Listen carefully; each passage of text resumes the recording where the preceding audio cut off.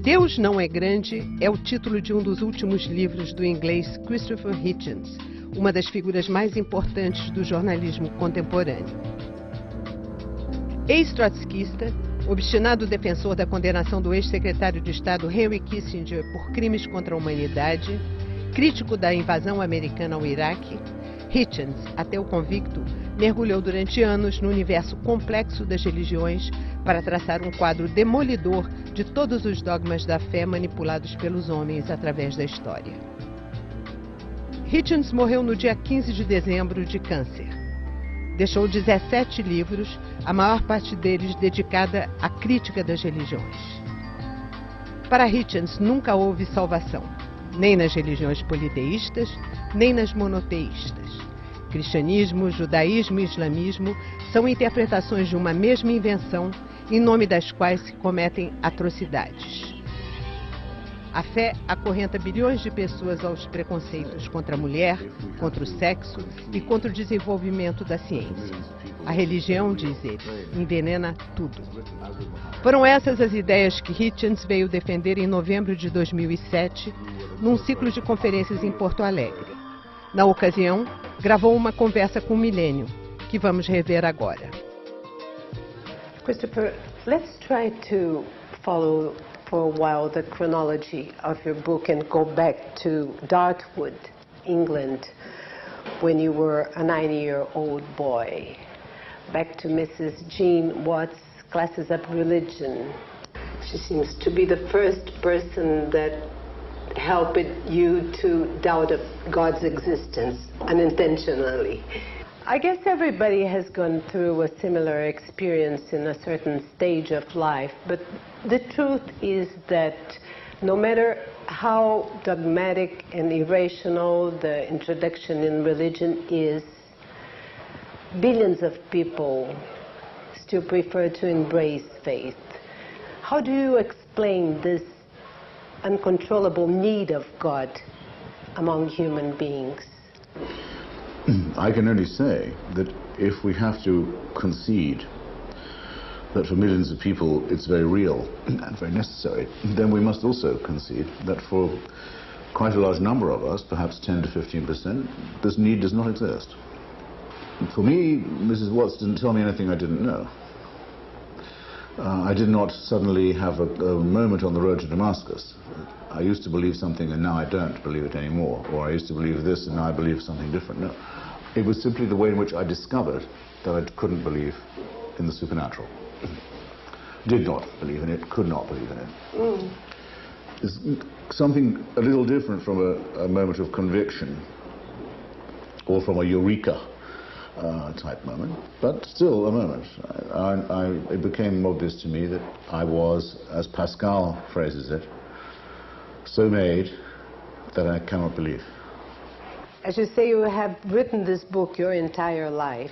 Yes. If this long way... It's very kind of you, by the way, to notice this so acutely. But this long way that took you to your unquestionable objections to religious faith, was it easy or was it painful? I think it was less painful than the experience that many of my Christian or Muslim or Jewish friends have had of investing many years of their lives in a faith that proved to them to be worthless. For me, it's an intellectual engagement with believers and with unbelievers, trying to make people understand that the most beautiful life is the one that studies reason, irony, literature, science, humor, and the other things that make one's life worth living. That we don't owe anything to a supernatural dictatorship. I wonder if this has something to do with our fragility, our essence of glass. This is a beautiful definition of the French scriptwriter Jean-Claude Carrière, who wrote about our fragility, essence of glass. There's no doubt of it in my mind. We are a partly rational species that is full of fear, fear of death, fear of the unknown, fear of the dark. That is also a very conceited species. Unlike most other animals, we believe that the universe is designed with us in mind. It's easy to persuade us that this is not an accident. We must be the center of the object for it, of course. But between our fear and our egotism, it's extremely easy to sell religion to us. Of course we would be the center of the world. The sun revolves around our earth. Nothing would be more likely. Everything is about me, moi.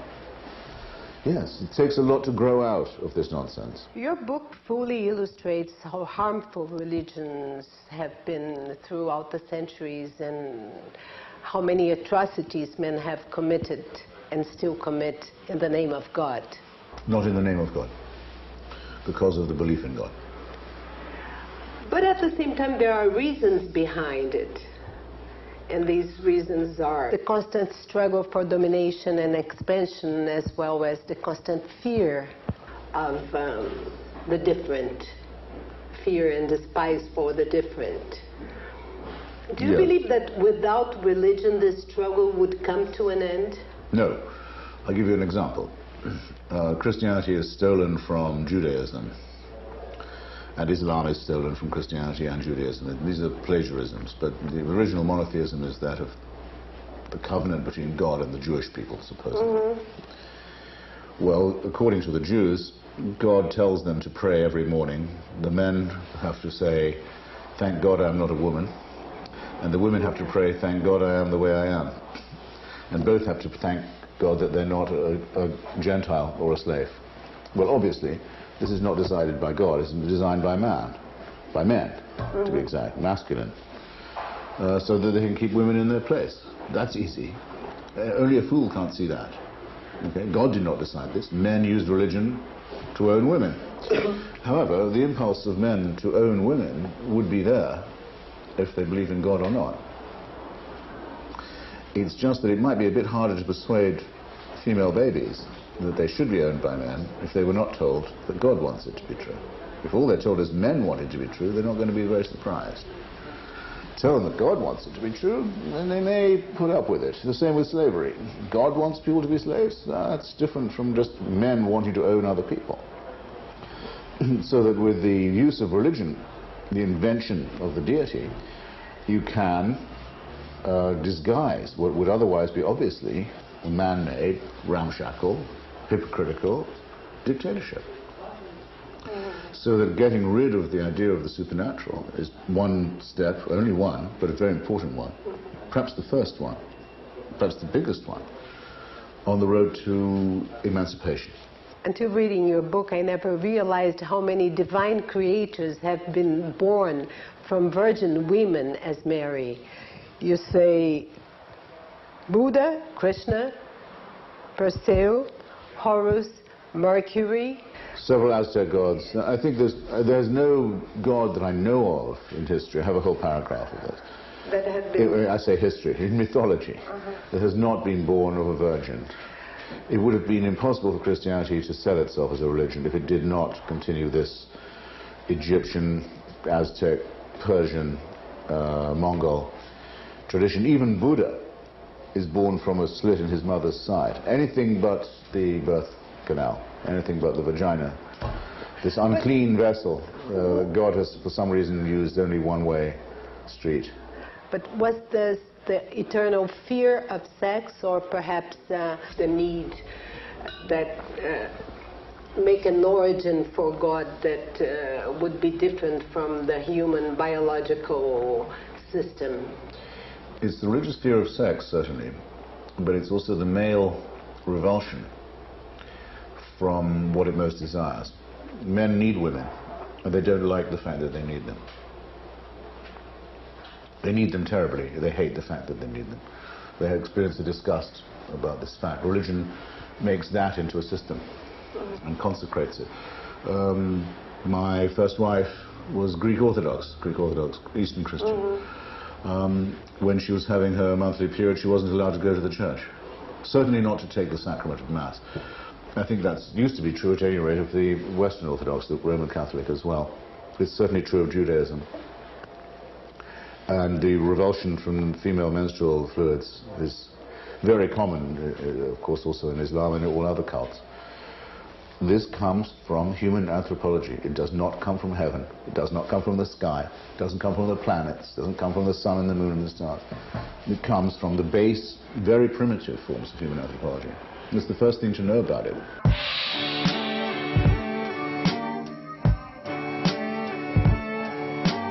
Let's take a look at the three monotheist religions. You have been submerged in the readings of the scriptures of a same story told in three different ways. But it was not very clear for me your own view on the three mostly known men in humanity: Moses, Muhammad, and Jesus. Tell us about them. Moses is a mythical figure, invented many centuries after he died. There are probably four authors of what is called the Torah, the Jewish Bible, the Pentateuch, the first five books of the New Testament. Invented. Biblical scholarship suggests at least four authors, contradicting each other, sometimes synthesizing each other. Nobody except the fanatical Orthodox Jews believes that Moses was the author of the Torah, or that God dictated it to him. He's the author, in other words, at second hand. Muhammad, of whom it's also said that he dictated a book at God's, or the Archangel Gabriel's dictation, is not quite so much a figure in mythical legend. There probably was such a person. It seems quite likely there was such a person. That much of what we know about him is legendary. He's on the borderline. Jesus of Nazareth is much more on the borderline. Earlier, between the two. He's more in the world of William Tell, Robin Hood, King Arthur, the legendary figure. Certainly most of what was written about him and what is claimed is written, as with Muhammad, as with Moses, many hundreds of years afterwards, by people who didn't know him, who were themselves very parti pris, as the French say, very partisan. But the effort that they make to make the story come true suggests that there may have been some sort of human individual involved. In each case, it's the desire to fabricate a story that testifies to the strength of the belief. How would you draw Jesus in his lifetime? What's your view? We only have, even at the best, even at the claims of his supporters, written many years later and very discrepant, none of the accounts agree about his birth, his life, his death, or his supposed resurrection. The four Gospels completely contradict each other on all these things. But let's suppose they're trying to do their best. There are a few years around his birth, childhood.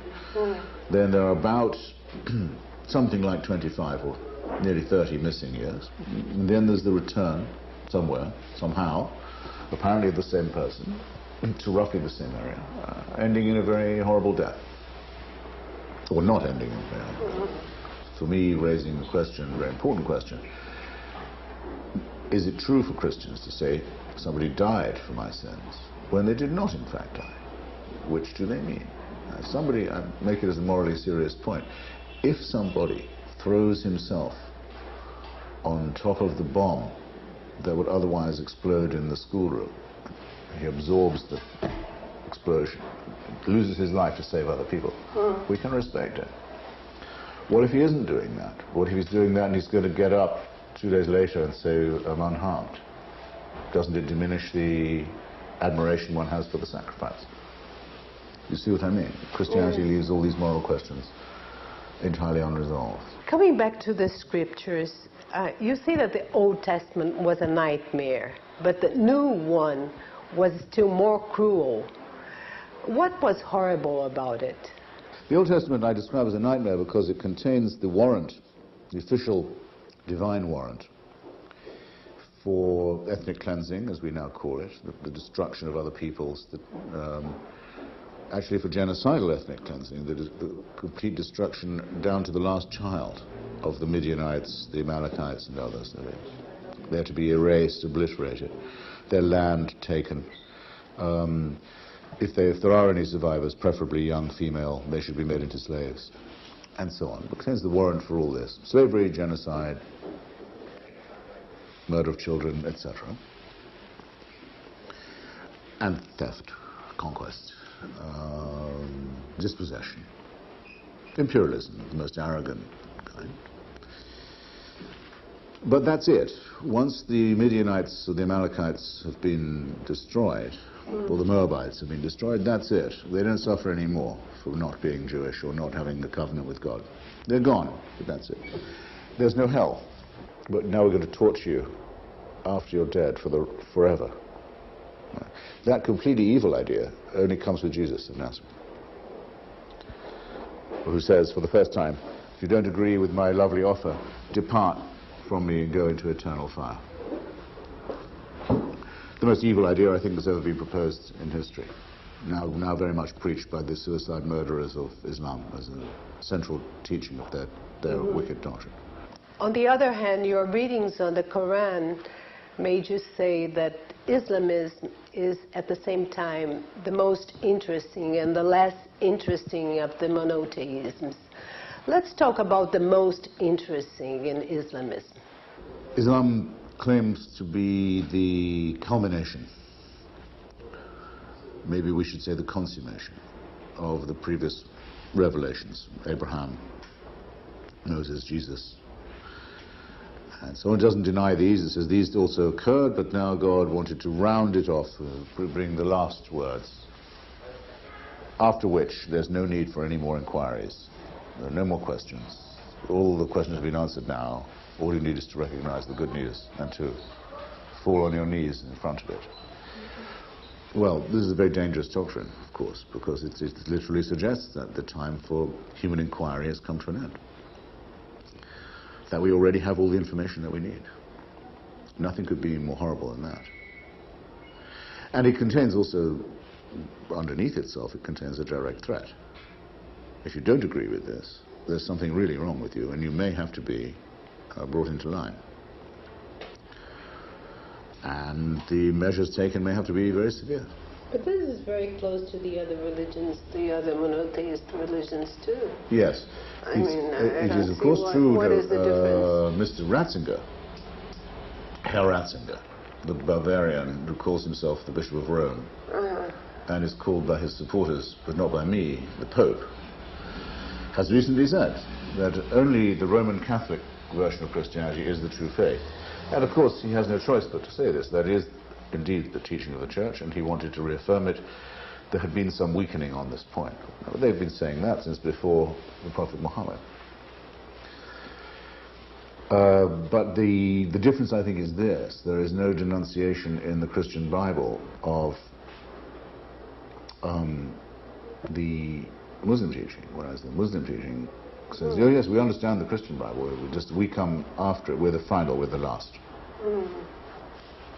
It's more analogous to what Christians say, some of them say about the Jews, either that they got everything wrong and that they killed Christ and they're heretics, or sometimes when they're in a good mood, that they got everything right, they invented monotheism, and all they need is to realize that the Messiah has already come. You're not waiting for him, he already arrived. My view as an atheist is that all religions are equally false. They're false in the same way. They prefer faith to reason. There's also a very interesting chapter in your book, the most generous, I would say, where you make the question, do religion make people behave better? And surprisingly, you say yes when you speak about Martin Luther King. No, I say no. I'm sorry. Well, I understood that you had... No, I say that the case for civil rights for African Americans, black Americans, was complete long before Dr. King was born, and had been made by atheists and secularists, black atheists and secularists. But you recognize the important role he had that in rhetorically for someone, the justification for racism and for slavery was Christian, specifically Christian. So that it's very brilliant rhetorically to be able to use the language of Christianity, dialectically, so to say, against itself.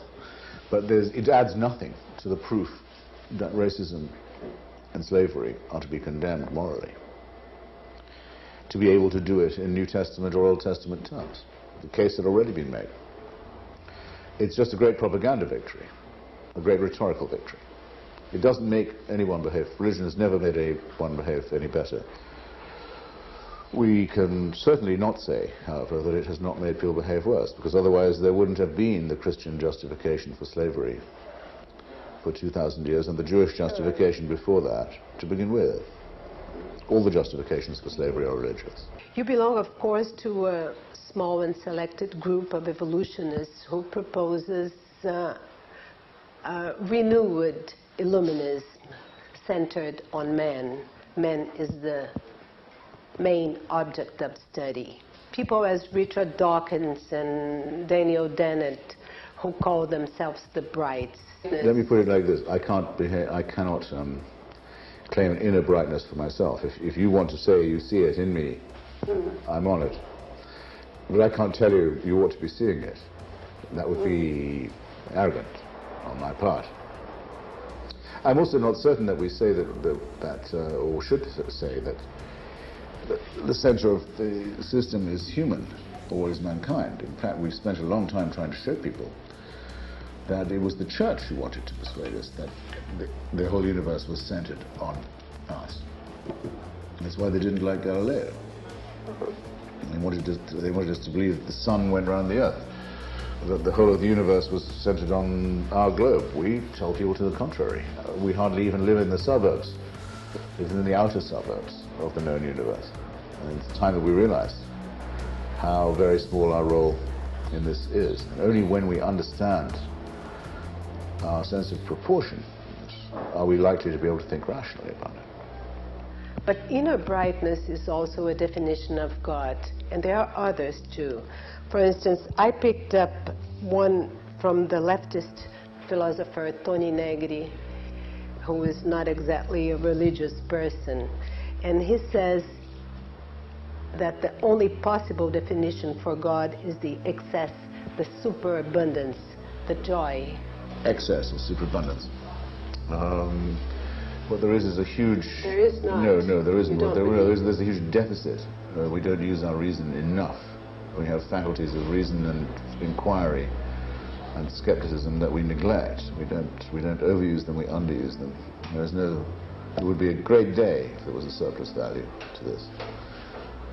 But there isn't. Anyway, can we believe that humanity is moving forward to this brightness? I don't think we're moving forward at all. Not at all? No. I think at the moment we're moving backward. I think the forces of theocracy are growing faster. All over the place? And with more confidence, yes. And with more violence. With greater numbers than the forces of reason are doing. I think that the period of human enlightenment may look, in retrospect, like a very brief, very small fraction of a second in human evolution, between about 1680 and about now, and maybe about to go into eclipse. Well, thank you very much, Christopher. It was very nice talking to you. Nada. Let's hope for better times.